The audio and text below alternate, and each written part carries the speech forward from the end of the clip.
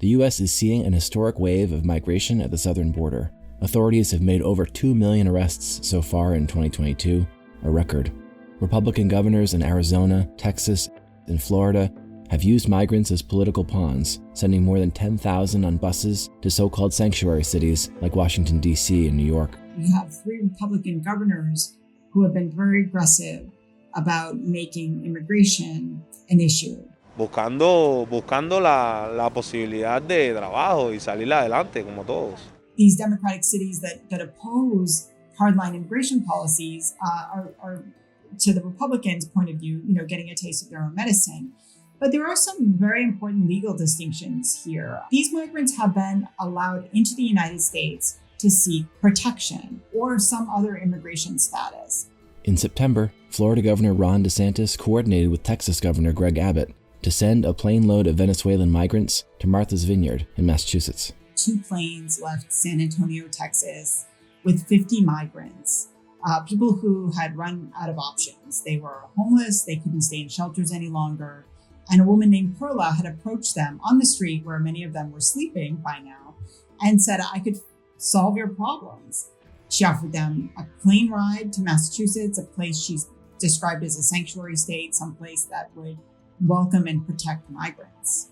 No sabíamos, nosotros quedamos. There wasn't a lot of room for them on Martha's Vineyard. They weren't set up. They weren't prepared for this at all because no one gave them a heads up. And so they moved the migrants to a military base on Cape Cod.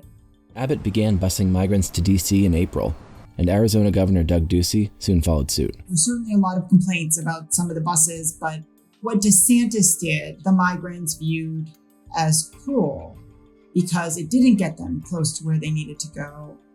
And it got him a lot of political attention. You're not a sanctuary state, and it's better to be able to go to a sanctuary jurisdiction. And yes, we will help facilitate that transport for you. The migrants felt that it was a terrible thing to do to dump them in a place they didn't understand they were going and couldn't get away from. DeSantis is facing legal challenges following the Martha's Vineyard incident, including a class action lawsuit from the migrants themselves and an investigation by a Texas sheriff. Somebody came from out of state, preyed upon these people, lured them with promises of a better life. Illinois Governor J.B. Pritzker also said that state authorities were examining whether the effort to send migrants to Chicago could lead to criminal liability. Why isn't Abbott sending refugees to Mississippi or Oklahoma? This is about politics for him.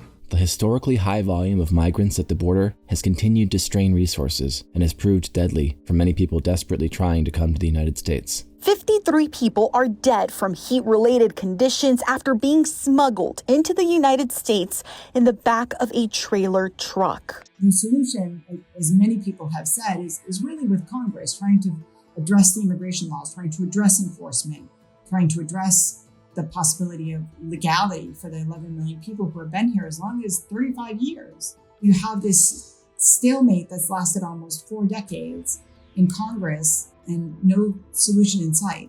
So in that context, it's a plane ride, but it's part of a much bigger problem on the border.